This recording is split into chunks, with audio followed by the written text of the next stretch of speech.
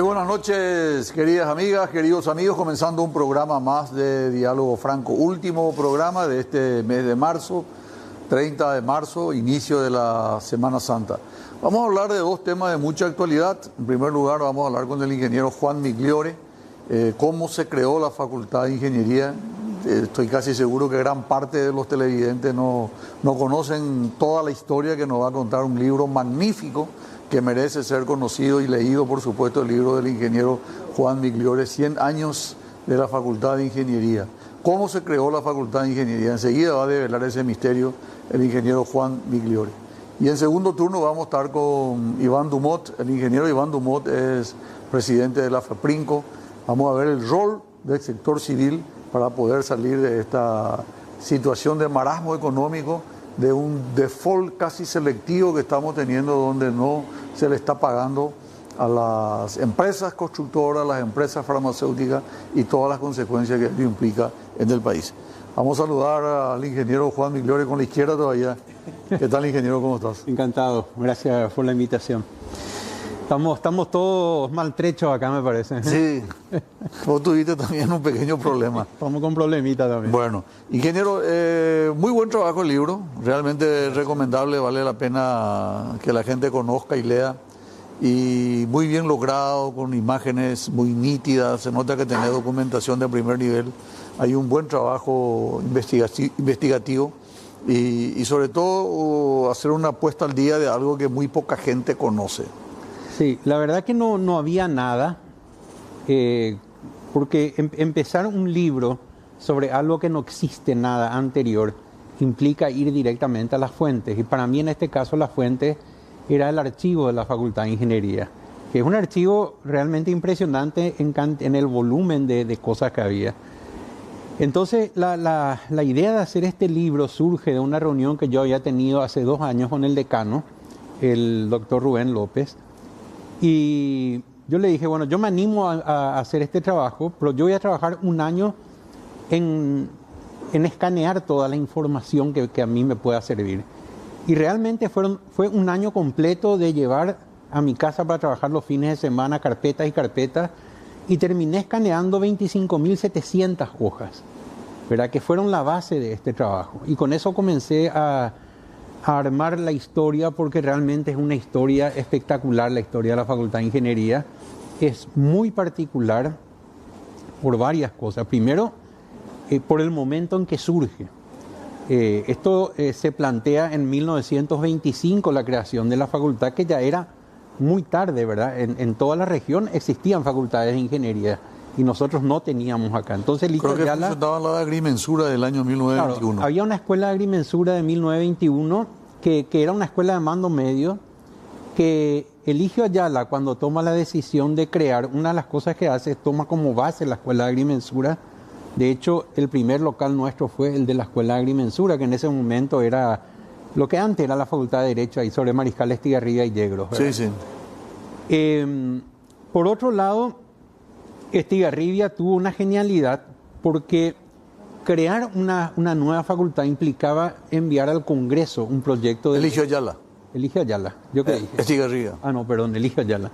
Enviar de nuevo al Congreso para que salga una ley, pero él se da cuenta que cuando se creó la Universidad Nacional en 1889, habían creado 5 carreras y solo 2 tuvieron andamiento, que fueron Derecho y Medicina. ¿Cierto? Y una de ellas que estaba creada era la Facultad de Matemáticas y ramas anexas. Entonces él, mediante un decreto, pone en funcionamiento esa Facultad de Matemáticas y ramas anexas y le cambia el nombre y le llama Facultad de Ciencias Físicas y Matemáticas. Y esa es la razón por la que Para evitar que vaya al Congreso, un nuevo proyecto de ley. Lo ideal era que después de unos años se llame Ingeniería, pero claro, continuó. Yo estudié y mi título dice Facultad de Ciencias Físicas y Matemáticas, ¿verdad? Pero la urgencia real que él tenía era la guerra que se venía. O sea, él fue un visionario, vio que se venía la guerra. Él fue visionario en todo sentido, no solamente en la idea de crear la facultad, sino en el cómo la creó. Porque él se da cuenta que ya empezaban a venir los primeros egresados de ingeniería del exterior, paraguayos que habían estudiado en el exterior, pero había una cantidad enorme de rusos exiliados. La revolución bolchevique había sido 8 años antes, ¿verdad? Toda esa gran cantidad de militares, ingenieros, profesionales, ingenieros brillantes, fueron expulsados de Rusia y estaban deambulando por el planeta. Entonces Tigarribia comienza a contactar y a traerlos. En primer lugar le trae ya en 1925 a un ingeniero que estaba en Buenos Aires, Sergio Bobrovsky, que es la persona que lo trae para el departamento de ingeniería, que era lo que hoy es el Ministerio de Obras Públicas y Comunicaciones. Y con él... Por la falta de caminos, tengo entendido. La falta de caminos, etc. Eligio Ayala fue el gran tenía ya un plan de crear caminos. Acuérdate que en la década del 20 empiezan a venir los vehículos al país. Antes sí, no había vehículos. Entonces ellos se plantean la creación de esta facultad. Y para eso piden 2 planes de estudio. Le piden primero a una asociación de ingenieros que estaba conformada por estos ingenieros que habían egresado en el exterior. Le dicen, preparen un plan de estudio. Ahí estaban algunos conocidos croatos. Sí, estaba Vivolini, estaba, bueno, la cabeza visible era Nacimiento, ¿verdad? Y por otro lado le piden... Juan Bautista Nacimiento. Sí, Juan Bautista. Y por otro lado le piden a Bobrovsky, que estaba con otro ruso, Smagailov, que ya estaba también por acá. Y eligen el del ruso. Y al elegir el del ruso, los paraguayos se enojan y boicotean la creación. La idea de Eligio Ayala era que Juan Bautista Nacimiento sea el primer decano. Ellos querían que sea un paraguayo. Pero como ese grupo le boicotea, Eligio Ayala decide, no importa, vayamos para adelante. Y le ponen a Bobrovsky... Pero interino. Como interino, ¿verdad? En 1926. Y la facultad nace con 5 materias en el primer curso porque no tenían más profesores que eso, ¿verdad? Eran rusos, había un italiano y había también 2 paraguayos, Elías Ayala y Bruno Guyari, ¿verdad? Que no se plegaron porque de hecho Bruno Guyari era ingeniero químico, no era de ese grupo de ingenieros. Y así nace la Facultad de Ingeniería. Al terminar el año, renuncia a Bobrovsky porque vuelve al departamento de ingeniería, queda como profesor. En ese mismo 1926. En diciembre, claro. Y ya desde enero, Juan Bautista Nacimiento es el decano ya por mucho tiempo, ¿verdad? Y ahí se da, ingeniero, lo que en medicina llamamos una simbiosis perfecta. La necesidad de Paraguay de contar con profesionales ingenieros, sobre todo por la falta de caminos, la llegada de los vehículos y la inminencia de la guerra, sí, que no le pasó desapercibida al presidente Eligio Ayala. Y en segundo lugar, el hecho de la disponibilidad de ese recurso humano tan valioso que fueron los rusos blancos. Sí. Ellos durante prácticamente 30 años, yo te diría, la facultad fue una mezcla de profesores rusos y paraguayos. Los rusos fueron fundamentales. De hecho, la primera mujer egresada en agrimensura fue una rusa, la hija del profesor Sixpanov, y la primera mujer egresada ingeniera fue una rusa, Natalia Siribalim de Stanichevsky, ¿verdad? Entonces, ellos tuvieron esa es una particularidad que tiene nuestra facultad, ¿verdad? La presencia de esa inmigración rusa que fue determinante y que nos dio una calidad en la formación. O sea, esa impronta, esa base matemática tan fuerte que dieron a esta gente es la misma que yo recibí cuando estudié y es la que están recibiendo hoy los chicos. Pero leyéndote a vos me llamó la atención la forma en que se comunicaban. Algunos en un español mal hablado, otros en un inglés que balbuceaba y fundamentalmente con señas. Tuvo que haber sido traumático también el aprendizaje para los estudiantes.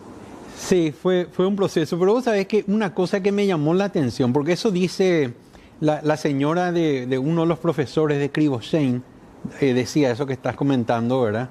Que al comienzo él estaba con señas, pero cuando uno empieza a mirar las notas que ellos escribían con puño y letra a la facultad, no tenía ningún error ortográfico, eran perfectas. Yo decía, pero este no puede estar escrito por un ruso, ¿verdad? Se ve que los tipos enseguida entraron, hicieron libro incluso. Sí, eran tipos muy dedicados, probablemente aprendieron enseguida el idioma y bueno, y ahí estaban. Y hay un tema que me llamó la atención y yo soy un gran admirador, ¿verdad? Tengo que reconocer que para mí no es ningún descubrimiento, pero que la visión de Eligio Ayala haya sido tanta al punto de que las materias, la malla curricular, estoy seguro que hay impronta de Eligio Ayala, tenía materias relacionadas a la guerra del Chaco, ingeniero. Sí, no sé si podemos ver. Sí, por favor. Adelante, Iván. Podemos mirar un poco las materias. Yo marqué ahí en rojo.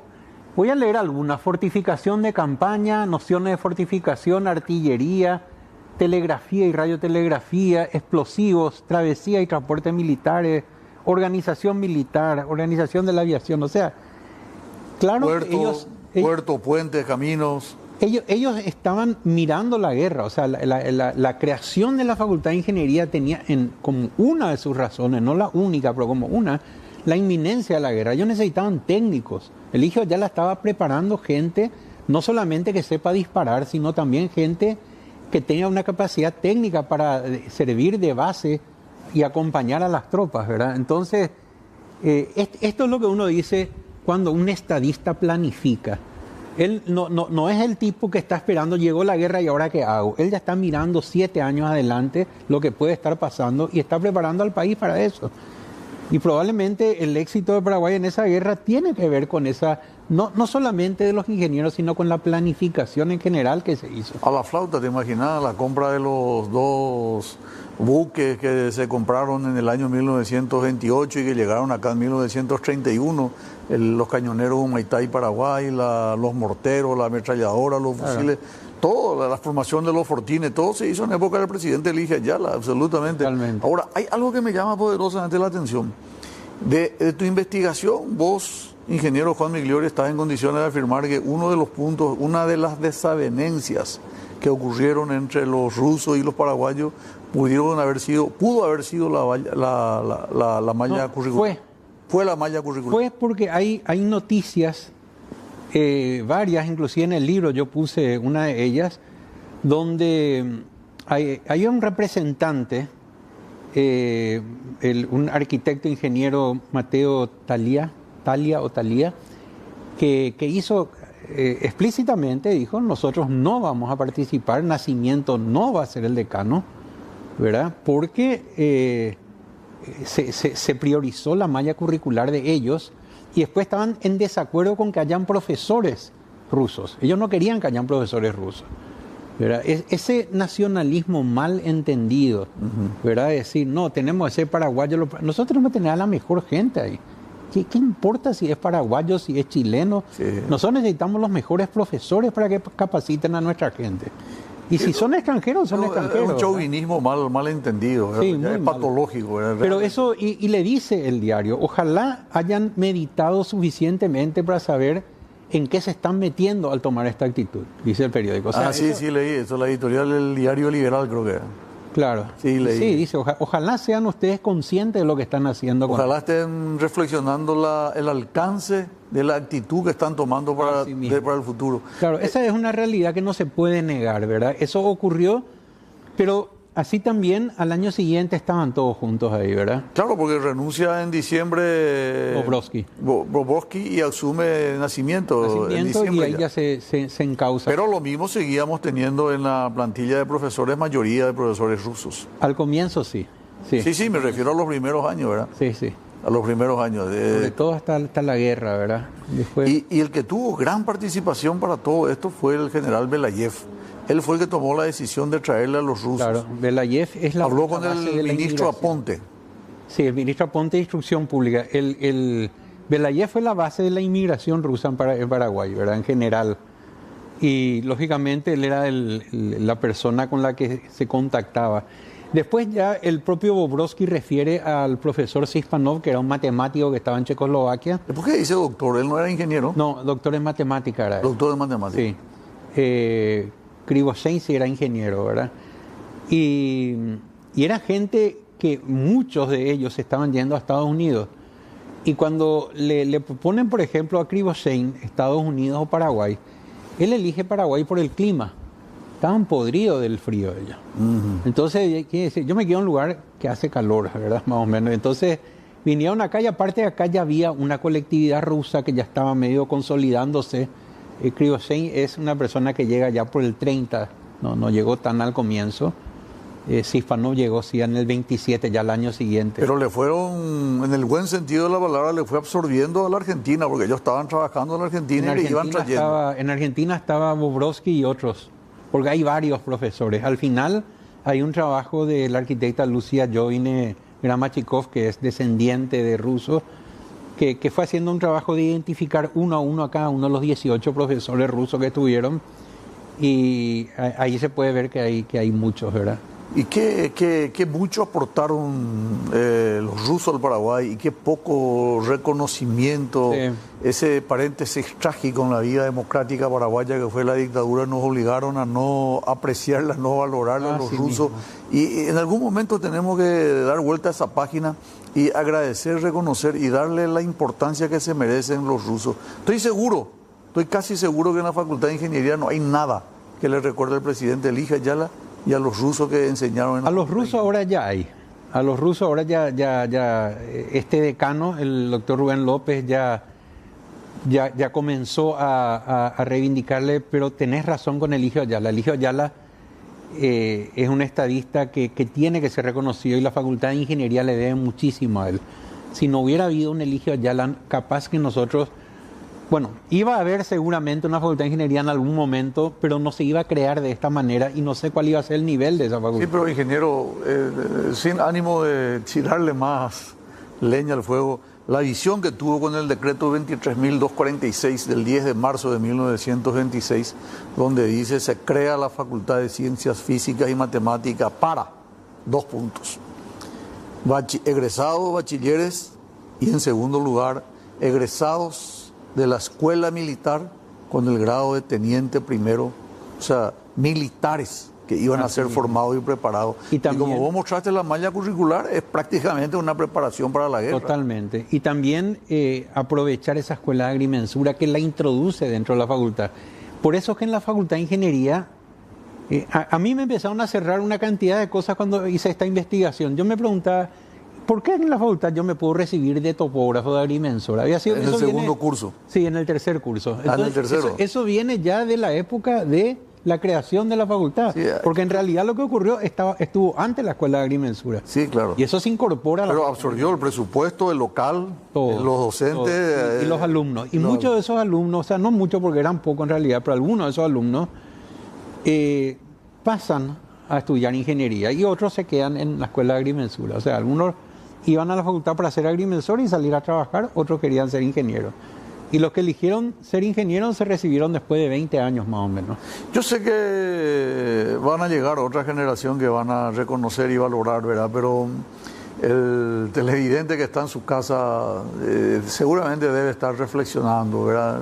Tranquilo, son las 9:16 de la noche. Ahí en la sala, en el estar, en el dormitorio, con la señora, con los hijos, viendo el programa. Qué injusta es la vida por una cuestión política. Primero con Elijah Ayala, de no tenerlo absolutamente nada. Yo fui a un acto de inauguración, cuando fui presidente, y pregunté por qué no se nomina Elijah Ayala.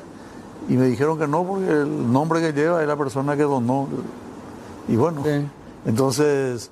es más importante el dinero que todo el trabajo y la fundación. Y en segundo lugar, el reconocimiento a los rusos. Sí. Que ahora yo creo que se dio. O sea, en este centenario, en este festejo del centenario, hubo muchas cosas. Inclusive hubo un día especial para los inmigrantes rusos. Y hay la biblioteca, hay todo un espacio para el profesor Sispanov.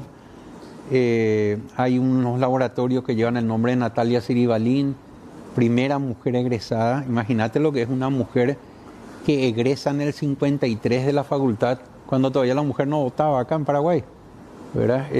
En una carrera que era de puro hombres, ¿verdad? Y otra vez una rusa.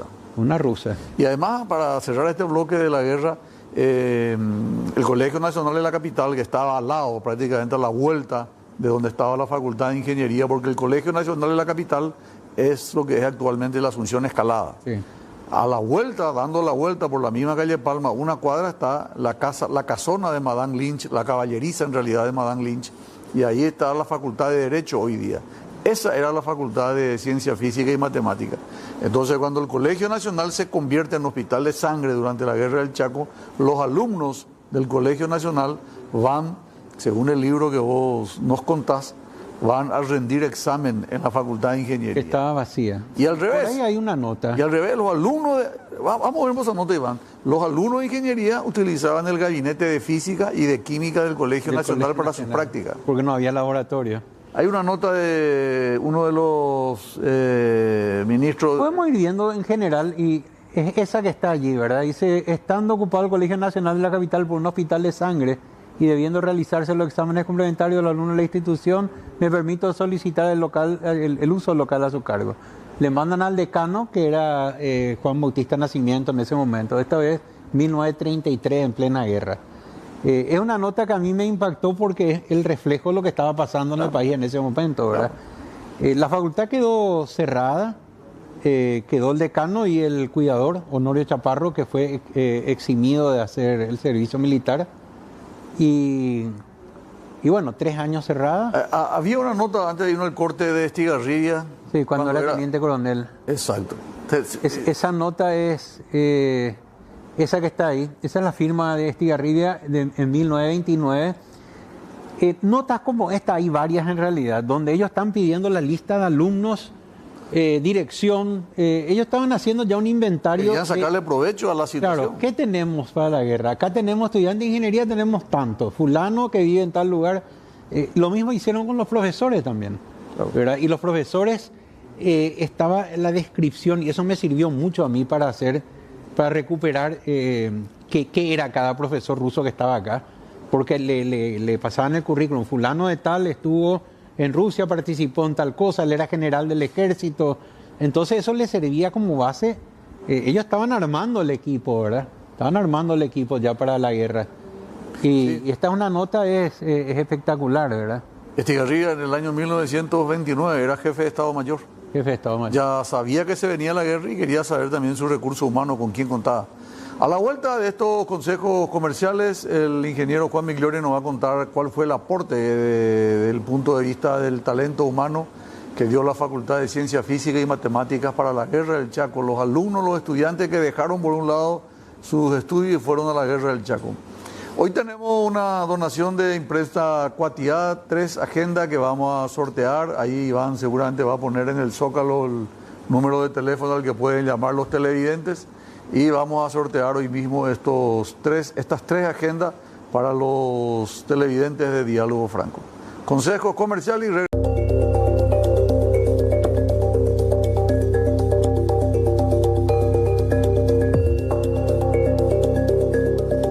Estamos de vuelta con el ingeniero Juan Migliore. Él es el autor del libro 100 años de la Facultad de Ingeniería, Ciencias Físicas y Matemáticas. Se creó la facultad, decreto 12.236 del presidente Eligio Ayala, con alguna currícula un poco rara, ¿verdad? Sí. Pro guerra del Chaco. Y bueno, le sorprende a la Facultad de Ingeniería prácticamente con la guerra en el 32. Sí. Muchos estudiantes dejaron sus estudios y fueron a la guerra, ingeniero. Yo creo que casi todos fueron, ¿verdad? No sé si puede ser que haya alguno que no haya ido. Pero la facultad se cierra, no eran muchos tampoco, estaban más o menos, eran cerca de 30 que van a la guerra, van ya con un rango de oficiales. Aquí tenemos... Porque también recordad que la Facultad de Ingeniería como condición tenía el hecho de que sean militares activos, ¿verdad? Era una de las posibilidades. Algunos de la Marina, por ejemplo, estudiaron ingeniería. Habían varios que ellos usan, y no todos pretendían ser ingenieros. ¿Verdad? Muchos iban para fortalecer su formación matemática. De hecho, la facultad te da título de profesor de matemática también. Algunos querían ser agrimensores, ¿verdad? De hecho, de esa primera tanda, muy pocos se recibieron. Muy pocos. Acá tenemos, por ejemplo, 3 de ellos que sí se recibieron todos. Esto es durante la guerra. En esta foto está... todos fueron ingenieros. Roberto Sánchez Palacio a la izquierda... Luis Paleari y Benigno Ortega Negri. Esta es una foto que pertenece a la Facultad de Ingeniería y es una foto espectacular. Están con sus uniformes militares. Imagínate que ellos un año antes estaban en las aulas dando clases, ¿verdad? Y es algo inimaginable, ¿verdad? Pensar que si hoy decimos, no, hoy se terminan las clases y nos vamos toda la guerra, ellos tuvieron que pasar por cosas muy Roberto duras. Sánchez Palacio llegó a ser decano. Sí, fue decano. De hecho, fue decano cuando yo estudié. ¿En serio? Sí. Yo lo conocí a su hermano, a Francisco Sánchez Palacio, Ah, ya. abogado. Sí, un capo, era un señor honorable realmente. Y en la guerra murieron 2 personas, ¿verdad? 2 estudiantes de ingeniería. Sí. Ambos exalumnos del Colegio San José también. Esta es otra situación. En el reporte encontré que 2 estudiantes no fueron al frente, sino que quedaron en la zona a hacerse cargo de la construcción de caminos con los presos bolivianos. Y esta es una noticia que te va mostrando camino Asunción-San Lorenzo 12 kilómetros y Pacaraí Cacupé 20 kilómetros. O sea, se aprovechó esa mano de obra que se tenía, ¿verdad? Producto de la captura de estos soldados. Sí, eran 30.000 presos.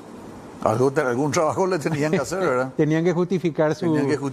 Claro, vida y necesitaban que se haga bien, porque una cosa es tirarle que hagan cualquier cosa. Hicieron un buen trabajo. Vos sabés que yo recurrí en Chapucay, justamente el famoso Tapebolí. Sí. Hay otro en Pirayú, ahí en Paraguarí, ahí en Pacaraí. En varios lugares Sí. hay trabajos que hicieron, sobre todo en la parte donde había serranía. Ellos trabajaron duro. Y tenían probablemente, como ellos vienen de un país con mucha serranía, a lo mejor tenían experiencia, ¿no? Claro. Eran eso, sí. Después si podemos ver el siguiente. Bueno, el teniente Arturo Batilana de Gasperi, él era un estudiante, un buen estudiante de los primeros de la facultad y fue secretario de la facultad. Porque en la facultad tenías el decano y el secretario, y normalmente el secretario era un alumno. Y cuando llega la guerra, él era secretario, él va a la guerra y él muere en la guerra.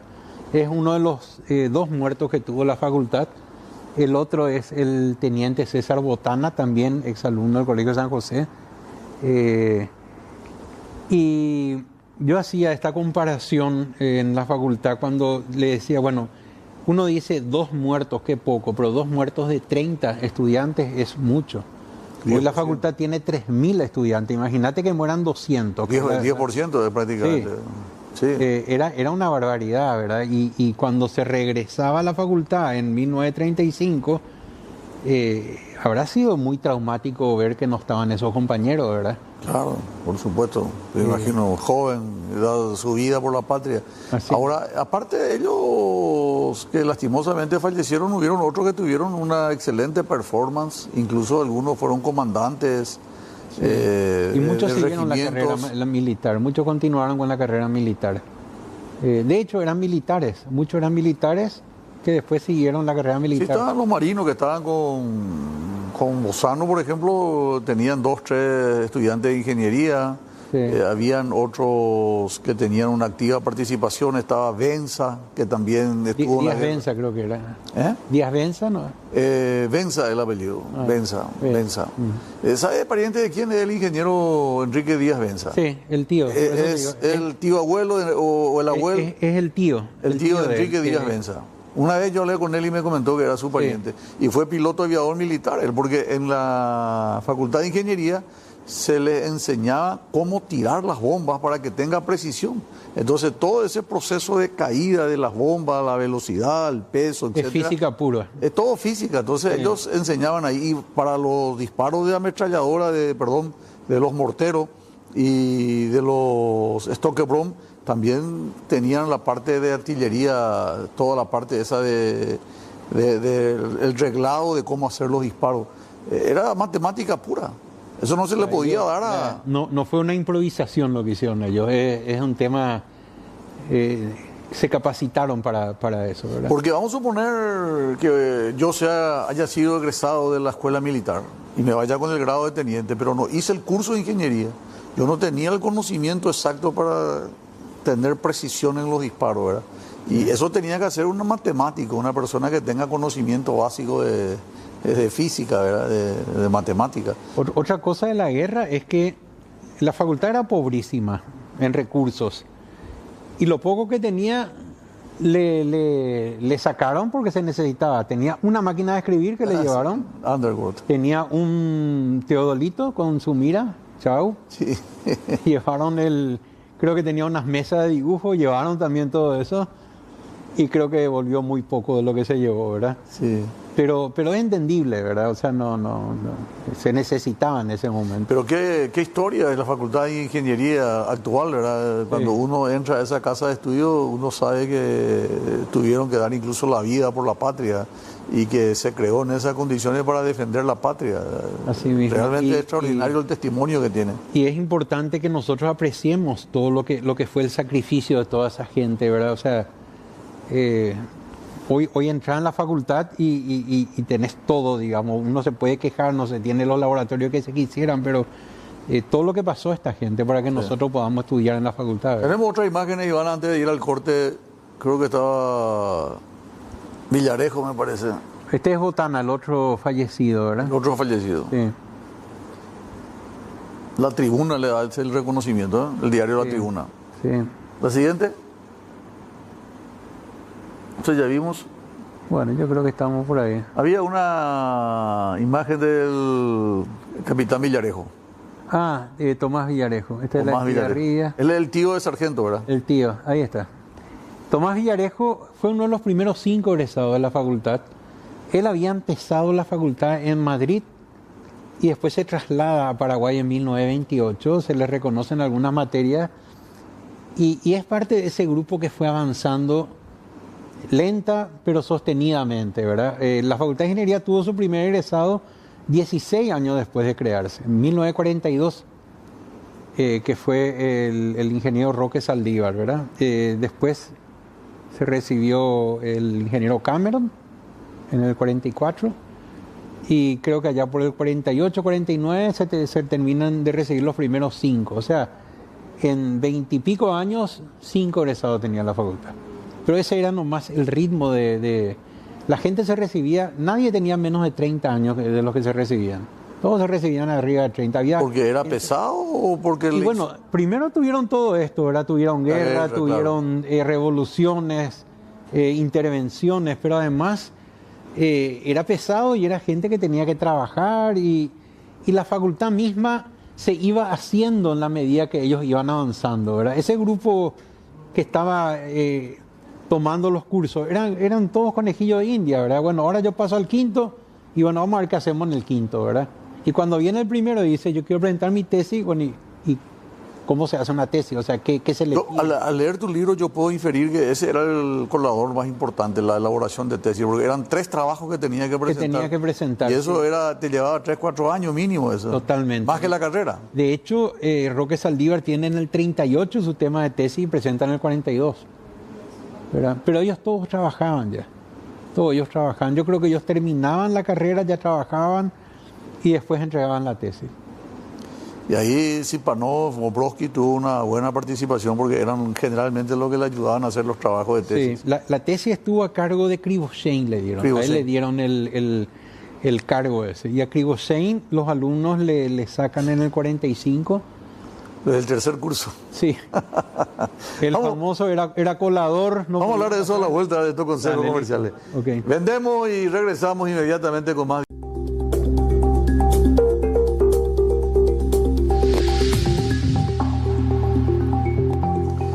Bueno, estamos con el ingeniero Juan Migliore, ya en esta parte de la facultad propiamente dicho de ingeniería, y un tema que me llamó mucho la atención es el destaque que le diste a la presencia de las mujeres. Sí. La Facultad de Ingeniería siempre fue una carrera de hombres, ¿verdad? Mismo cuando yo cursé la facultad ya de finales de los 70, principios de los 80, éramos gran mayoría de hombres, pero lo que la gente no sabe es que antes no había prácticamente mujeres. Empiezan a aparecer esporádicamente algunas alumnas que hacen un año, se retiran, etcétera, ahí al final de la década del 20. Pero ya después de la guerra empiezan a aparecer las primeras mujeres que comienzan a avanzar en la carrera. Una de ellas era la hija del profesor Sispanov, Zoya Sispanova. En Rusia los apellidos se hacen femeninos, ¿verdad? Ah, mira, por razón que no podía entender eso. Sí, Zoya Sispanova. Y ella egresa como agrimensora, la primera mujer en tener un título en la facultad, una rusa también. Y en 1940, creo, bueno, ahí estuvo Olga Blinder también como alumna. Olga Blinder, pero no se graduó ella. No se graduó. Bueno, la mayoría no se graduaba. La primera que ingresa y se gradúa es Natalia Siribalin, que por el camino se convirtió en Staniszewski. Ella se casa, ella tiene hijos, cosa que antes la mujer que se casaba abandonaba la carrera. Sí, ella tuvo 2 hijos en la carrera, tuvo 3 en total, pero 2 durante la carrera. Y ella egresa y se convierte en la primera ingeniera paraguaya, pero además se convierte en la primera profesora de la facultad. ¿Pero ella era paraguaya o era rusa? Era rusa nacionalizada paraguaya, se nacionalizó en la década del 40. Ok. Y lo que... Porque hay otra mujer que aparece en la foto con el presidente Wasmosy. Sí, Dadi, ella es la segunda. Natalia fue la primera profesora y hay un listado de profesores de 1962 más o menos, de 86 profesores, 85 hombres y Natalia. Esa era la relación. Cuando Dadi Zavala se recibe en 1965, ella presenta tesis con el que iba a ser su marido, el ingeniero Bernardino Valiente, el ingeniero Wasmosy, que fue presidente, y Juan José Ocio, ¿verdad?, que fue decano de Ciencia y Tecnología. Ella se convierte en la segunda en 1965. Dadi Zavala es la segunda egresada. Cuando ella se recibe, el porcentaje de mujeres egresadas respecto a hombres egresados era del 2,5%. O sea, esa era la relación que había. Cuando en 1976 se cumplen los 50 primeros años de la Facultad de Ingeniería, había 14 mujeres egresadas. Qué poco. Era nada, 14 en 50 años. Solo en el 2024 hubo 86 mujeres, 6 veces más en un año que en los primeros 50 años. ¿Y hoy día se invirtió y más mujeres que varones? No hay más mujeres que varones, sigue habiendo un poco menos. Pero tenemos una ministra de Obras Públicas mujer. Sí, no, es que hay, y de hecho, esa situación de la mujer en la ingeniería no se daba solo en la facultad. Al recibirse, la mujer no podía ir a la obra, porque a la obra el obrero no la aceptaba. A mí me llegó a decir un obrero, a mí una mujer no me va a decir lo que yo tengo que hacer, ¿verdad? y era ingeniera. Bueno, eso hoy ya no existe. Es increíble. Hoy ya no existe eso. Sí, más vale. Pero para que hoy no exista eso, tuvo que haber una Dadi Zavala, tuvo que haber una Natalia Siribalin, que tuvieron que pasar por todo lo que tuvieron que pasar, entrar a un aula donde todos sus compañeros eran hombres, ¿verdad? O sea, la historia de la facultad tiene también ese condimento de la mujer que fue ganando su espacio en la carrera y en la profesión propiamente. ¿Quién es el que hizo esta carrera en 4 o 5 años? Robert Cano. Robert Cano, es un loco. Robert Cano hizo en 4 años. Y él hizo, tenés que conocer a Robert Cano, una persona espectacular. Él hizo una... ¿No es el hijo de Cano Melgarejo? No, creo que no. Robert Cano hizo un cálculo de cómo poder terminar en 4 años. Pero era una combinación estrambólica, como diría el borracho de la arboleda, ¿verdad? Para poder llegar a eso, y lo logró, ¿verdad? Pero es una locura lo que hizo. Pero no era habitual eso en ingeniería, recibirse 4 años. No, fue el único caso. Fue el único caso, y él, yo creo que lo hizo más como un desafío de que se podía llegar. ¿Pero tuvo buenas calificaciones o 3? Él fue presidente de Centro y él era un alumno brillante. Un alumno brillante, y de hecho un profesional brillante. Él estuvo como viceministro de Educación. Ah, lo conozco, Robert Cano. No, un capo de Robert, pero bueno, son así las... El que estuvo como ministro de culto inicialmente. No sé cómo fue. Ministro de culto. En el periodo del presidente Carter, creo que fue. No sé muy bien realmente. ¿Hace poco? Sí. Sí, lo conozco. Bueno, algo más, ingeniero, que nos hayamos compartido con los audiencia. Bueno, hay mucho que ver, un poco... ¿Ese libro dónde se compra? ¿Cuánto sale? Ese libro ahora se agotó, pero me están haciendo ya después de Semana Santa voy a recibir, y... Muy buen material. Yo sinceramente creo que vale la pena leer. Muy lindo. A mí me cobra la imprenta un monto que es el mismo por el que yo estoy vendiendo, que son 200.000 guaraníes. Yo lo que quiero es que la gente lea, ¿verdad? El interés mío es ¿Y dónde se compra, ingeniero, eso? Y por ahora es en mi oficina, que es en Tesinci, ¿verdad? Eso tendría que pasar. Ahí está Robert Cano. Ahí está Robert. Te puedo contar algo más, Sí, Robert. claro, claro. Robert, ¿Fue tu compañero él? no fue mi compañero, él es menor que yo. Tan enfermo en las matemáticas es que él se casó el 20 de febrero del 2002, 2002 del 2002, a las 20:02, decía la invitación. Le gustaba la Entonces, capicúa. 20:02. Bueno, ese es Robert Yo me Cano. casé el 20 de febrero también, ¿eh? ¿En serio? Sí. Pero atendé lo que me pasó a mí. Yo me caso el 20 de febrero y del 2002 se produce exactamente lo contrario. 20 de febrero del 2002 cumplíamos con mi señora 40 años de casado, 30 años de casado. Ah, bueno, o sea, bueno, que fue cuando él se casó. Sí, no, nosotros nos casamos mucho antes, se nota que es más joven él. Sí. Bueno, ingeniero, te agradezco por estos minutos. Muy linda el material, realmente vale la pena. Un buen aporte para la historiografía paraguaya, en particular para la Facultad de Ingeniería, y una enseñanza a las autoridades de la Facultad de Ingeniería, de ser agradecido y reconocer a los que colaboraron e hicieron posible. El presidente Eligio Ayala, que fue el que creó la Facultad de Ingeniería, y a los rusos, que fueron los que, como bien dice el decano, el primer decano, Bobrovsky, fue el partero y el pediatra en sus primeros tiempos de la Facultad de Ingeniería. Así mismo, esa fue una frase que me impactó. Sí. Bueno, gracias, ingeniero, muy amable. Gracias, Federico, y un gusto. Nosotros vamos a unos pequeños consejos comerciales. A la vuelta hablamos con otro ingeniero, el ingeniero Iván Dumont, presidente de la FEPRINCO, para ver el aporte, cómo está trabajando el sector privado paraguayo en esta situación de crisis donde no hay recursos y estamos técnicamente en una situación de cesantía de pago. Estamos en un default selectivo donde no se está pagando la deuda a las empresas paraguayas. ¿Qué es lo que va a ocurrir? ¿Cuál es el planteamiento de los sectores empresariales? A la vuelta de estos consejos comerciales con el ingeniero Iván Dumont.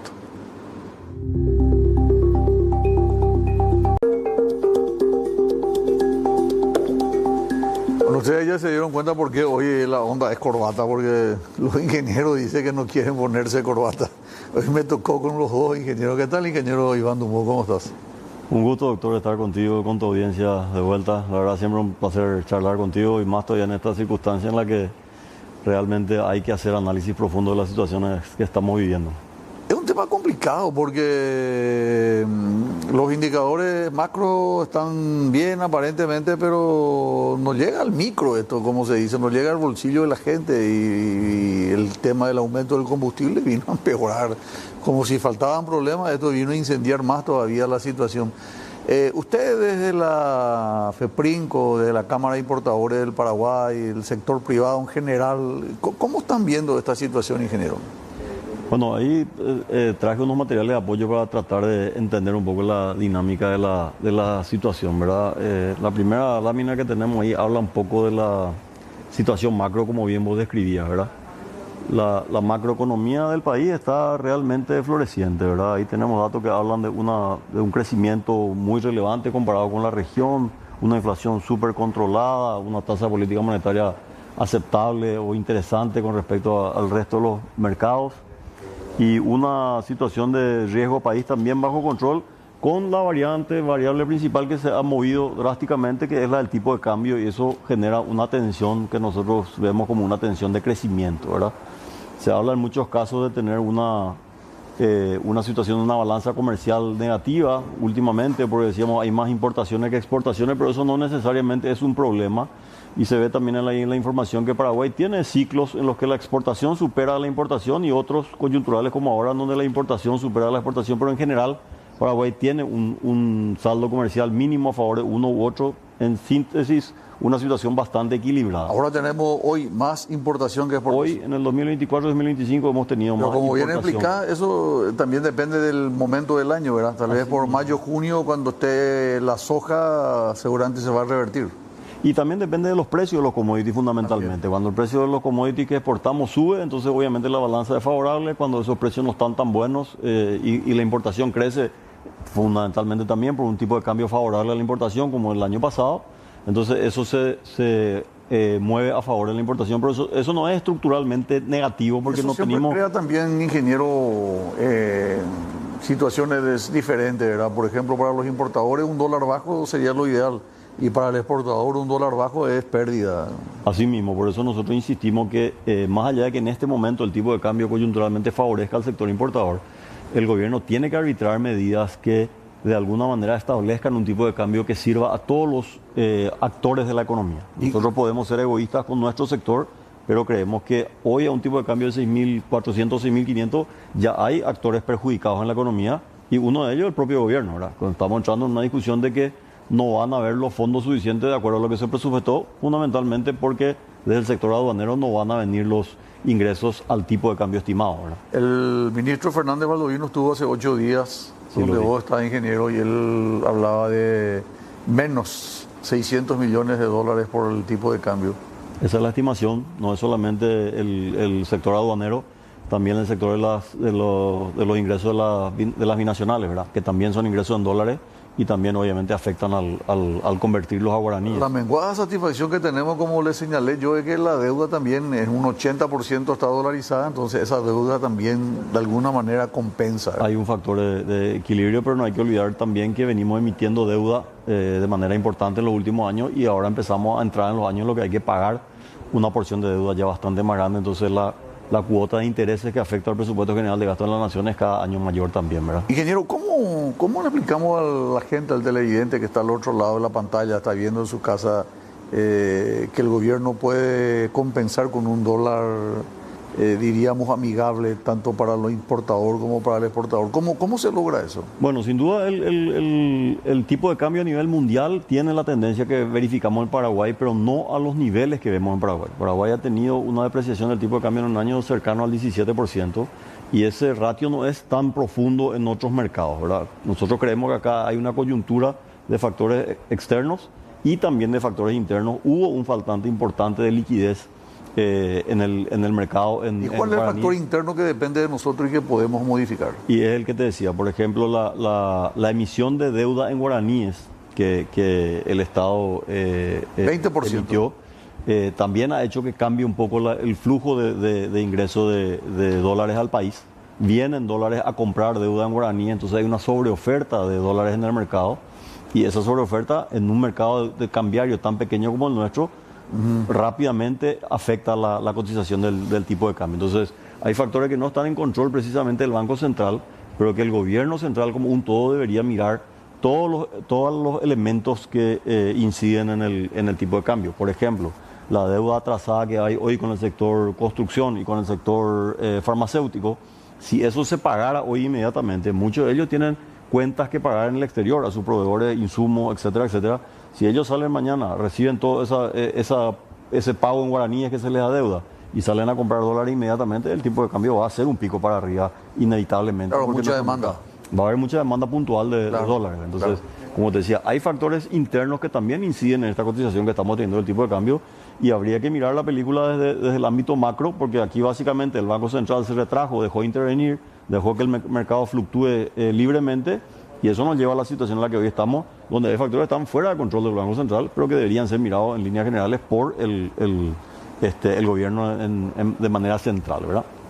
Y eso también nos lleva a un escenario donde estamos hablando de una inflación que en muchos casos se relaciona con el tipo de cambio o con otros, pero la inflación que siente el consumidor final está fundamentalmente basada, y ahí lo vemos en los gráficos, está fundamentalmente basado en artículos que producimos localmente, ¿verdad? Los artículos que más se han disparado son frutas, verduras y carne, con inflaciones del orden del 16, 14 y 11%, ¿verdad?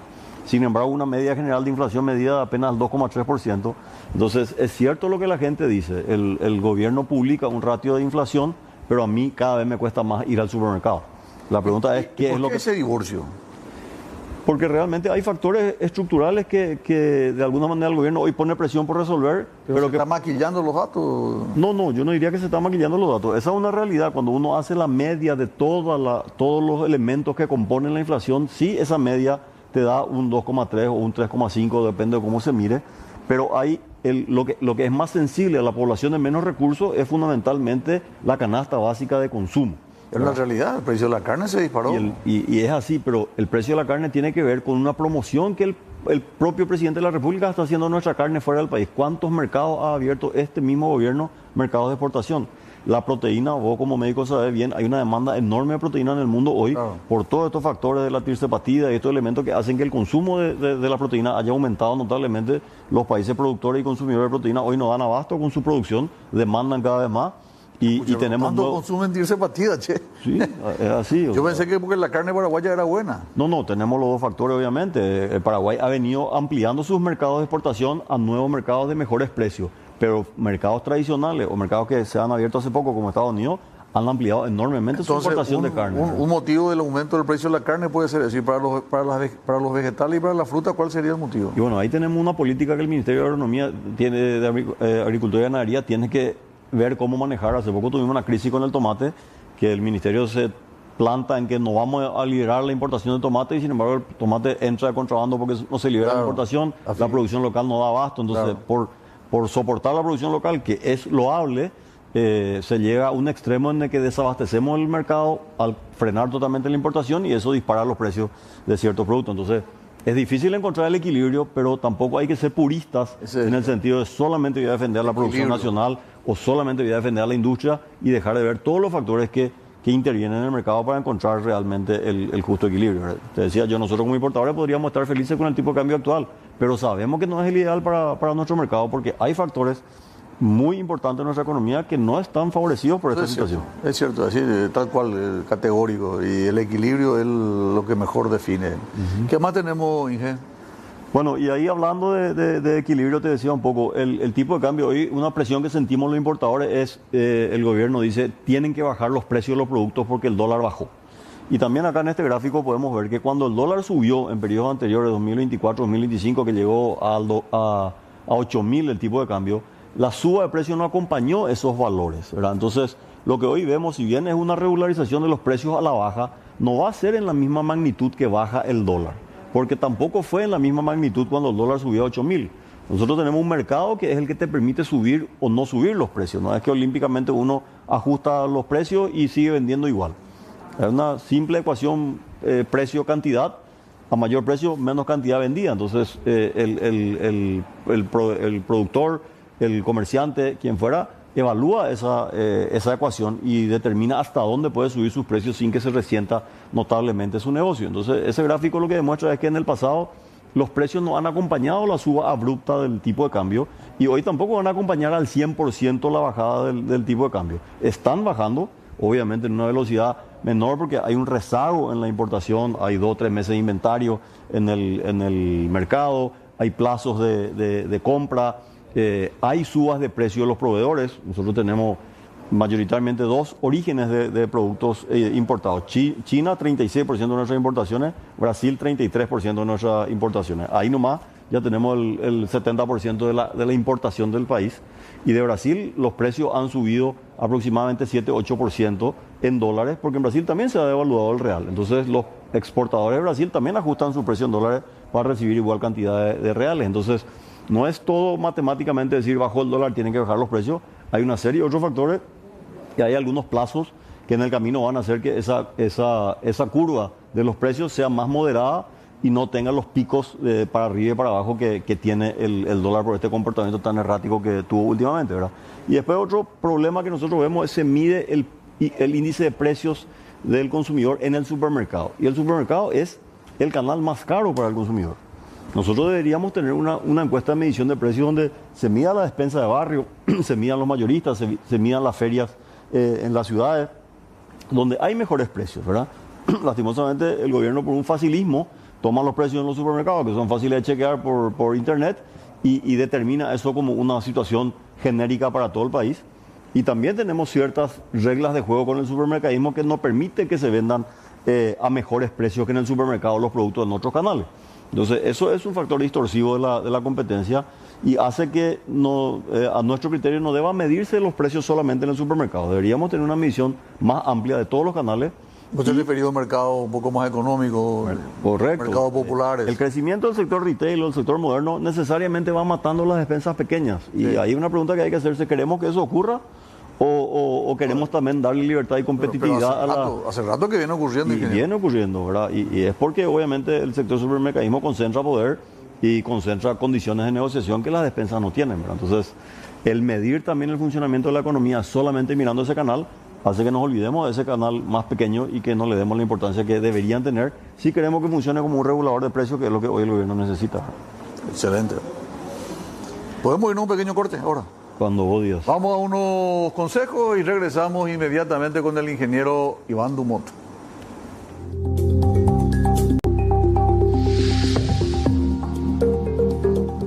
Bueno, estamos de vuelta con el ingeniero Iván Dumont. Yo me cambié un poco de posición para poder ver la transparencia también. Bueno, ante esa circunstancia que nos acabas de pintar en el primer bloque, ingeniero, ¿tenemos otras imágenes de ver? Sí, queríamos entrar un poquito más en las siguientes láminas, un poco en cómo va decantando esto en la situación de las cuentas públicas, ¿verdad? Ahí vemos, en una lámina anterior, si podemos ir, vamos a poder visualizar cómo ha decrecido un poco la recaudación, ¿verdad? Que es la preocupación que te planteaba el ministro de Economía y Finanzas la semana pasada, ¿verdad? Sí, sí. Obviamente, un 60% de la recaudación del fisco está basada en ingresos que provienen de la DENIT, y de eso una parte importante tiene que ver con las importaciones en aduana, y ahí se resiente la recaudación en guaraníes al disminuir el tipo de cambio de manera tan drástica. Lo mismo pasa en los ingresos que provienen de Itaipú y Yacyretá. Entonces, ahí hay una sobreestimación, a nuestro entender, de lo que iba a ser el tipo de cambio del año, porque ya con la información que se contaba a principios de año, pocas empresas privadas por lo menos han proyectado un tipo de cambio de 7.850 como tomó el gobierno en su presupuesto. Claro, era previsible que iba a bajar. Ya se veía venir, 7.881 proyectó. Por eso, ya se veía venir la situación, entonces eso a nuestro entender es una sobreestimación que ahora hay que corregir dada la realidad. Claro que sí. Y al corregir esa realidad, claro, el problema del ingreso, y en la siguiente lámina tenemos el problema del gasto. El gasto entre enero y febrero, si pasamos a la siguiente se va a poder ver, el gasto entre enero y febrero de este año ha sido 11,9% superior a enero y febrero del año pasado. ¿Y dónde están esos gastos? Uno de los que más se mueve, prestaciones sociales. Prestaciones sociales, uno de los que mueve grande la aguja es el programa Hambre Cero. El programa Hambre Cero es súper loable desde la perspectiva humanitaria, desde la perspectiva del crecimiento que tienen que tener los chicos, la alimentación escolar para que aprovechen el potencial escolar, pero ese programa no tiene un plan financiero detrás que lo pueda sostener cuando se dan estas circunstancias, ¿verdad? Entonces, sostener el programa de Hambre Cero implica tener recaudaciones adicionales que hoy no están viniendo. Al contrario, sacaste de gastos sociales de Itaipú 200 millones de dólares que normalmente se inyectaba para la parte de obras, para la parte de salud, la parte de educación. Y ahí se ve también cómo crece la barra de intereses, ¿verdad? O sea, qué suerte que decís vos, eso, ingeniero, de que Hambre Cero es muy bueno, pero que no tenía financiación y que sigue sin tener financiación, y además le cuesta más caro al ciudadano paraguayo, porque antes se hacía a nivel de la municipalidad, a nivel de la gobernación, y ahora se centraliza. Y el transporte, ¿cuánto cuesta trasladar desde Asunción hasta las distintas localidades del departamento central? Sí, ahí hay toda una coyuntura política que quien quiere tener control del programa es, creo que, un tema político complejo. Claro. Pero de los números puros, el programa es súper relevante, pero cómo fondearlo para que sea sostenible es un gran desafío, ¿verdad? También tenemos en intereses un crecimiento muy relevante que se ve ahí enero, febrero de este año versus años anteriores, y el otro, remuneración de empleados, ¿verdad? Entonces, si esa perspectiva del gasto general no se evalúa de una manera más objetiva y más pragmática, obviamente no va a haber recaudación que soporte estos crecimientos, ¿verdad? Eso es básico, no se puede gastar más lo que se ingresa, ¿verdad? Entonces tenemos los dos problemas en este momento, menor ingreso y mayores gastos, ¿verdad? Y realmente es una ecuación difícil Y eso nos lleva a la situación de no pago a las empresas vialeras y a las empresas farmacéuticas. Si a esto le agregamos que no tenemos inversión grande prevista en el año, y la inversión del Estado es un gran movilizador de la economía, claro, para este año no hay gran inversión porque ya no había muchos más fondos para eso, claro, y además las pocas horas que habían están paradas por falta de pago del gobierno, ¿verdad? Que de alguna manera, por exigir a rajatabla el límite del déficit fiscal, estamos entrando en una situación en que las empresas proveedoras del Estado ya no dan para continuar.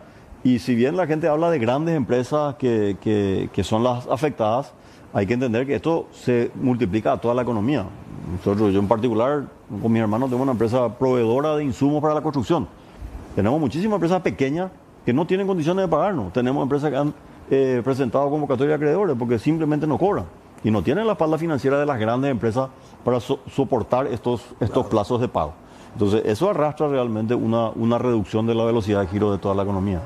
¿Y qué haces con eso? ¿Te clavas vos también como empresa? O sea, es una cadena. Es un perjuicio para toda la pequeña cadena. empresa no pueden pagarte, vos no podés pagar y finalmente vos terminás sin pagarle a tus proveedores también. Un perjuicio para toda la cadena. Lo que quiero hacer entender nomás con esto es que no son solamente los grandes proveedores del Estado los que están perjudicados por esta situación. Y después vos me preguntabas qué hay que hacer para adelante. Y bueno, el riesgo de una situación como esta es trasladarle toda la problemática solamente al sector privado, ¿verdad? Como estamos viendo un poco discusiones de... estamos revisando el impuesto a la distribución de las utilidades, se está revisando el impuesto a los vehículos eléctricos, se están revisando impuestos nuevos o una corrección de la medición de los combustibles, pero finalmente, ¿qué estamos haciendo para reformar el gasto público? Es lo crítico. No hay nada. Porque hoy, por ahora, no pasa de ser una declaración de interés en la economía de guerra, ¿verdad? El presidente del Congreso se le asignó 22 millones de gratificación. Es una cosa increíble. Pero tenemos problemas estructurales allí, doctor. O sea, para ponerte un ejemplo, decimos no hay medicamentos en los hospitales y en el IPS, ¿verdad? Vos sabés que en el Congreso dictaminó una ley en la época de la pandemia donde establece un margen de preferencia, se llama, para la industria nacional del 40%. Eso quiere decir que el Estado está obligado a comprar un producto de la industria nacional, aunque sea 40% más caro que un producto importado. Y eso era una coyuntura de la pandemia para sostener empleo. Pero eso se terminó y ese margen sigue ahí. Entonces, eso es una estructura que permite enorme sobrecosto presupuestario, permite una serie de arreglos y componendas por el camino. Eso hay que corregir inmediatamente. Totalmente. Eso implica revisar en profundidad la estructura del gasto. Totalmente. Y no de manera así aislada como una situación de emergencia, ¿verdad? Nosotros como sector gremial privado, en lo que estamos tratando de trabajar es en poder ponernos de acuerdo en los gremios en cuál debería ser la política de gasto para adelante y de alguna manera colaborar con ese concepto, en el sentido que no quede solamente en la idea del gobierno cómo ellos quieren manejar el gasto público, sino que haya una colaboración genuina del sector privado. La caridad comienza por casa, ingeniero. El gobierno tiene que ajustarse el cinturón y tiene que reducir los gastos superfluos. Esto es como una cirugía que yo siempre digo, ¿verdad? O en una persona, para ponerla seductora, atractiva, le sacas todo el exceso de grasa. Y con el gobierno hay que hacer lo mismo, hay que lipoaspirar el exceso de gasto de remuneración, confianza, responsabilidad del cargo, título. Se presume que un asesor jurídico tiene que tener el título de abogado. Ya no necesita tener más un pago extra por el título que tiene, ¿verdad? Me parece que es una exageración. Y lo otro fundamental, seguimos teniendo una economía, 47% de nuestra economía llamada economía subterránea. Gente que no paga Totalmente. un guaraní de impuestos. O sea, ahí debería estar el esfuerzo concentrado del lado de la recaudación y no en ir a rascar unos pocos guaraníes más de lo que hoy pagamos el 100% de todos los impuestos que hay, ¿verdad? Entonces ahí tenemos una disyuntiva con el gobierno en el sentido de que primero hay que hacer la tarea en ampliar la base formal de tributantes y después eventualmente... Ampliar base tributaria. Y después mejorar la eficiencia del gasto y no sobrecargar el sector productivo. Correcto. Y finalmente te decía, cuando entramos a revisar el gasto, deberíamos nosotros también como gremio ser un poco proactivos y no reactivos nomás en esta situación. Claro. Este gobierno ha prometido no subir los impuestos. El próximo presidente de la República, el día 2 de su gobierno, va a tener que subir los impuestos si es que no se hacen las correcciones anteriormente, ¿verdad? Coincido. Entonces, tenemos que hacer proactivamente ese proceso en conjunto entre el sector privado y público para encontrar realmente una estructura más eficiente para Si seguís gastando y no tenés ingresos, la única alternativa es aumentar los impuestos, no hay otra. Así es. Categórico. Iván, ¿tenemos tiempo para hacerle escuchar al ingeniero las aseveraciones del ministro Fernández Valorino? Sí, te escucho. Vamos a pasar, por favor. Escuchamos esto, ingeniero, por favor. ¿Cómo? De utilizar la reserva financiera, ministro. Mira, esa fue una idea. Esa fue una idea, sí, de la DENIT, ¿verdad? Oscar me había hablado de eso, ¿verdad? Pero los gremios, nadie no está de acuerdo contigo. Nadie quiere. Perdón. Hablando, Milton Friedman se moriría si escucha eso. Hablando de pagar impuestos, nadie nunca va a estar de acuerdo contigo. Entonces, sí, no me sorprende, pero sí estuve siguiendo, ¿verdad? Porque esta es una idea de la DENIT, ¿cierto? Trabajaron algo conmigo, pero yo antes de enviar cualquier proyecto de ley... Eso sí es una economía de guerra. Mira, a ver un poco... Yo no me quiero enfatizar mucho en eso. Yo creo que hay otras medidas. En lo que es economía de guerra podemos hablar después. Pero no es que ese forma parte... O sea, vos no te seduce el tema de la... Quiero escucharle un poco a todos para tener ¿Vos preferís el factoraje antes que utilizar las reservas? No, el factoraje va de manera independiente. Eso ya está aprobado entonces. Sí, eso está aprobado. Acá lo que quiero ver es un poco, quiero escucharlo otra vez a Oscar y ver un momento adecuado para implementar. Esto lo veníamos hablando con Oscar hace mucho tiempo, ya él me había mencionado de esto hace mucho tiempo.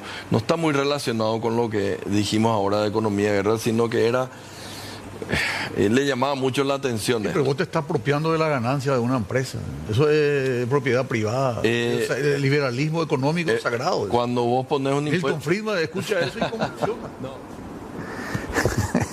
Me salió del alma cuando egresado de la facultad de Chicago y Milton Friedman se entera de que su alumno está tocando prácticamente en forma confiscatoria la ganancia. Realmente es un problema para el pobre ministro. Sí. ¿Cuál es la posición de usted respecto a esto, ingeniero? El ministro dice ahí dos cosas interesantes. Una de ellas es nadie quiere pagar impuestos. Acá hay que aclarar que este no es un nuevo impuesto. Esto se trata de adelantar impuestos que se van a pagar nomás luego en el momento que efectivamente se distribuyen esas utilidades. O sea, no estamos creando un nuevo impuesto. Estamos tratando de traer para adelante la recaudación de impuestos que hay que pagar más adelante. Eso es una urgencia fiscal. No se trata de un nuevo impuesto, es una situación de caja. Y lo segundo, él dice que... Va a pagar antes de gastar. Pagar antes siquiera de poner a disposición de los accionistas para que por lo menos ellos puedan gastar y generar movimiento en la economía. Uno ya va a estar. Pero no hace falta ni que distribuya, puede tener como una reserva como ocurrió en la pandemia que nos enseñó. Y lo otro que él dice, quiero escuchar un poco a todos, ¿verdad? Y después lastimosamente se refiere más a su equipo interno, pero yo creo que sería bueno que él escuche a todos, ¿verdad? A todo el sector económico, porque a veces se peca en el gobierno de juzgar a todos por una misma impresión, ¿verdad?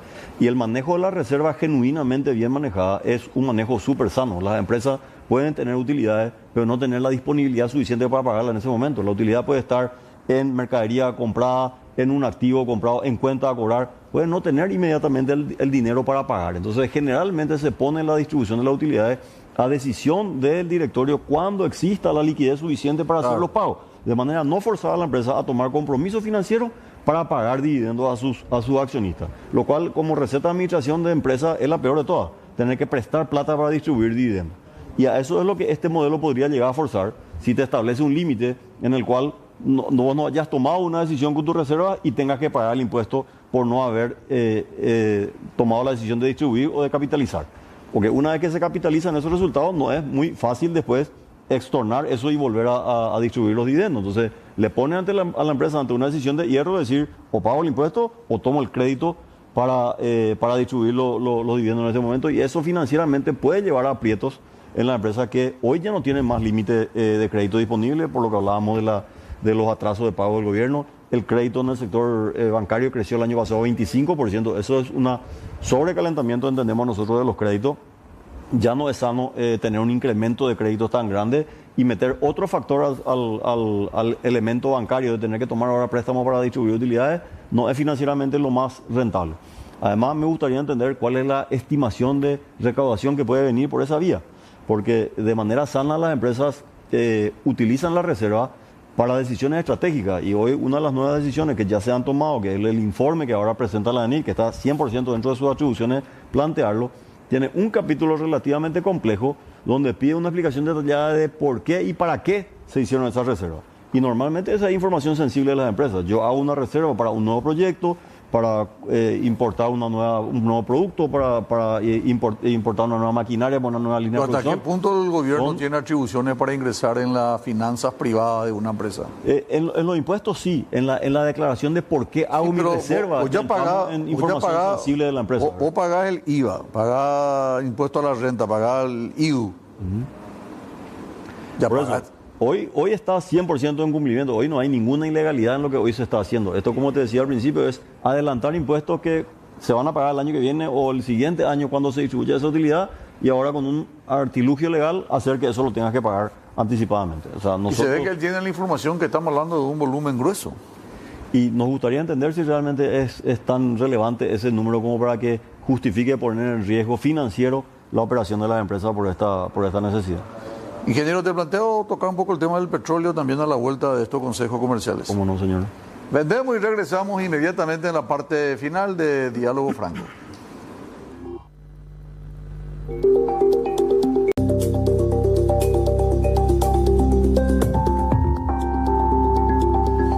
Bueno, parte final de la programación del día de la fecha. Estamos con el ingeniero Iván Dumont.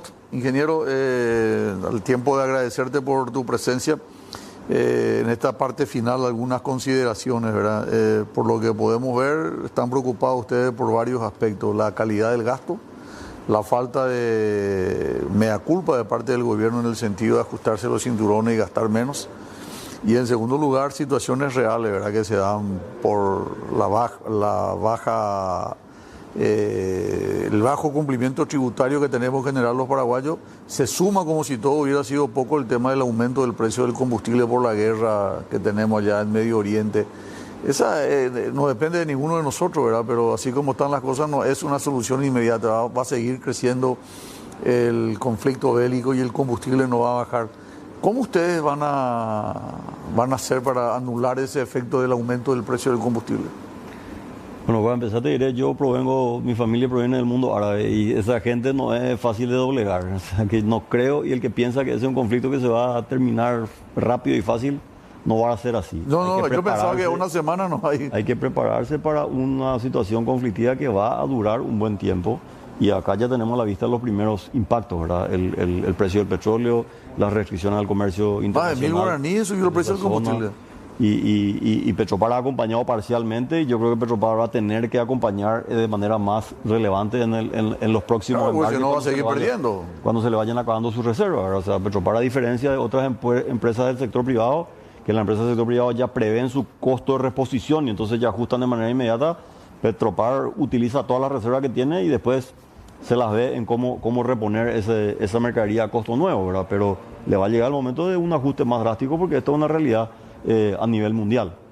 Y eso impacta directamente en toda nuestra economía, desde el fletero de la persona que lleva pan a la mañana temprano, hasta los grandes buques de ultramar que ya han pasado toditos, incremento de tarifa, el flete fluvial que llega a Paraguay, 80% de nuestra importación y exportación se mueve por la hidrovía. Eso ya ha tenido un ajuste súper relevante de los precios de los fletes, y eso va a generar una escalada de inflación definitivamente, ¿verdad? Entonces hay que entender que eso está para quedarse. No creo que podamos hacer un ojo ciego a esa realidad, y hay que presumir de que hay que tomar medidas de alguna manera que ayuden a compensar esa situación. Ahí, por ejemplo, nos preocupa, existe hoy una legislación que permite una desgravación muy importante de los vehículos eléctricos, ¿verdad? Y de los vehículos híbridos. Eso se está analizando revertir como una fuente de recaudación, cuando que lo que deberíamos era seguramente seguir impulsando ese tipo de medidas para depender cada vez menos. Al contrario, tanto el gobierno de la Argentina como de Brasil bajaron el impuesto selectivo al consumo. Y hoy nosotros lo tenemos, ¿verdad? Pero por la urgencia recaudatoria se está analizando también esa hipótesis, cuando que nosotros deberíamos proponer más todavía la electrificación y el híbrido para depender lo menos posible del combustible que nunca vamos a producir localmente y siempre va a ser un factor relevante en nuestra finanza, ¿verdad? Entonces, ahí hay ciertas contraposiciones entre la política de cortísimo plazo y la mirada de largo plazo, lo que le conviene al país, ¿verdad? En esta posición que presentaste vos acá hoy en Diálogo Franco, están todos los gremios de la producción unidos. Por primera vez, doctor, hemos logrado después de muchos años un frente común en FEPRINCO, y yo creo que a vuelta de Semana Santa vamos a tener manifestaciones importantes del sector gremial respecto a estas preocupaciones que estamos teniendo, ¿verdad? Y una consulta, no sé si querés contestar. ¿Tuvieron ustedes un mano a mano, así una conversación, una charla con el ministro Fernández Valdovinos sobre esta situación ya o no? No, aún no. Por eso te decía, cuando él mencionaba, me gustaría escuchar, sería bueno que en ese escuchar también seamos incluidos de manera directa los gremios o el sector privado en general, que finalmente va a ser gran afectado a las decisiones que ellos toman, ¿verdad? Muy bien, y lo del factoraje que él adhiere termina siendo nuevamente un aumento de la deuda para el Ministerio de Economía y Finanzas, porque es un gasto administrativo que se tiene que pagar con un banco X, no importa cuál sea el banco, ya sabemos cuáles son los preferidos, pero independientemente de eso, hay que pagar un 4 o 5% mínimo. Hay que pagar unos intereses que además no están claro quién se va a hacer cargo de esa El Estado. cuota de los intereses. El Estado dijo, el ministro dijo que el Estado Sí, asumiría. no están claros desde el punto de vista legislativo. Entiendo que hay que pasar una ley, hay algunos procesos previos para poder validar ese punto. Entonces, eso Yo tengo está- entendido por lo que dijo el ministro Fernández Baldovino que ellos van a emitir bonos soberanos de urgencia provisorios, que es un bono. Claro. Entonces vos, tu empresa tiene una deuda de ponerle $1 millón, te dice a vos, bueno, mira, acá te va y vas a sacar el banco X $1 millón. Vos te vas al banco X, sacas $1 millón y él le pasa la deuda al gobierno con un 5 o 6% de incremento.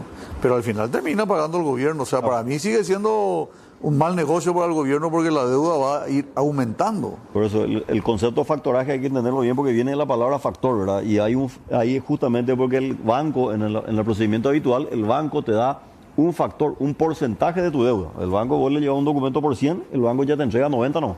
Ya te descuenta los intereses y los gastos correspondientes a esa operación. Entonces, ese modelo hay que revertirlo para que la empresa privada cobre el 100 y ese cargo Así se aplicó lo el pasen ministro. al gobierno de manera directa, Así- lo cual tienen que arreglar con el sistema financiero para ver cómo va a funcionar. Así explicó, además, dijo en esa entrevista que pasamos recién de que eso ya está aprobado.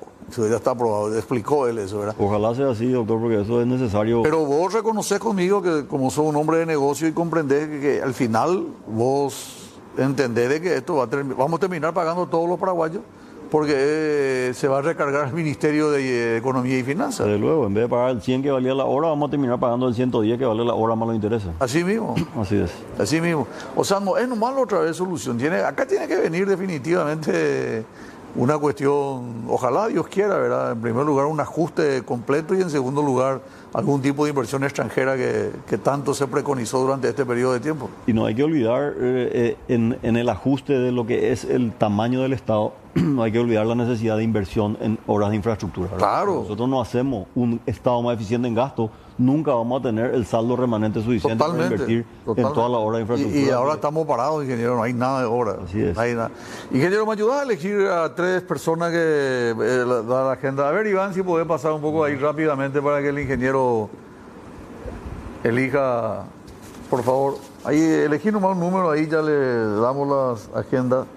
Este es un obsequio de Cuatía. Ahí ese 892, 892 dice. una linda dama debe ser. Una porque linda las dama, flores- dice un Iván. Iván tiene un buen ojo clínico. El ingeniero pues tiene buen ojo clínico. Que no escuche nomás la patrona, ¿verdad? Sí, señor. La segunda, Uno más abajo, una niña había ahí.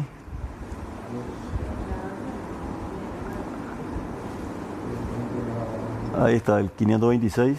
526, ya está. Y otro último, ingeniero, ya nos vamos. Ahí, el 733. Alberto Rivas.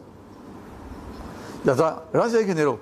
Un gusto. Te agradezco. Muchas gracias. Orene cuando quieras. Muy amable. Estuvimos con el ingeniero Iván Dumont hablando de la realidad del sentir del sector empresarial paraguayo. Nosotros nos vamos, regresamos si Dios permite el próximo lunes con más Diálogo Franco. Feliz Pascua de Resurrección para todos y si Dios permite nos encontramos luego el próximo lunes, lunes de Pascua, con más Diálogo Franco.